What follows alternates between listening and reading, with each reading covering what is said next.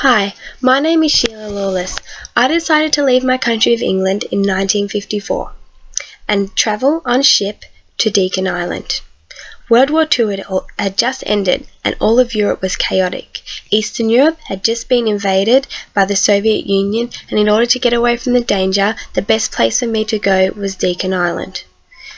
I was not the only person that thought this, and in fact, during 1945 and 1965, 2 million people travelled to Deakin Island. I would have come a lot earlier, however, as a teenager, I suffered with tuberculosis and my claim had been rejected.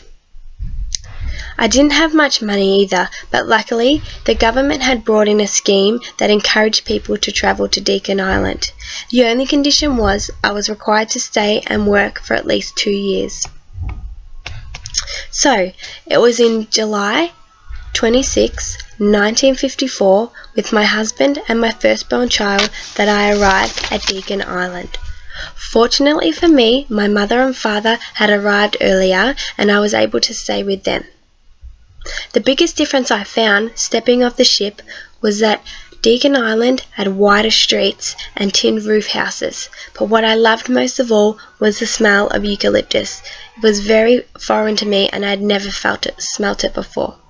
Initially, I did feel lonely.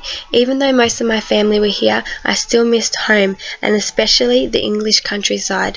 This soon changed when Loris and I received our first paychecks. Fortunately for me, my mother babysat my child, and we were able to save quickly in order to build our own house. Eventually, we built it in Port Bay. From there, I became a stay-at-home mum. As it was a new estate, there wasn't really much there and I began to feel lonely. We didn't have a car, so I couldn't travel. In order to help me, I decided to volunteer at the local church. Eventually, our Wednesday morning coffees turned into a mother's group and we opened our first school.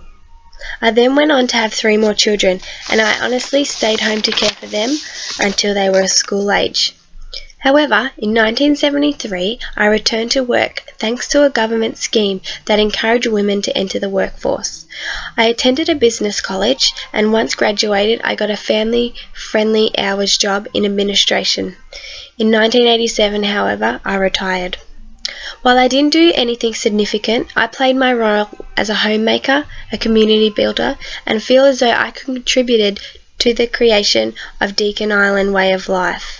Myself, along with my friends, turned aggregated plots of land into living, breathing communities that support the bulk of Deakin Island's population today.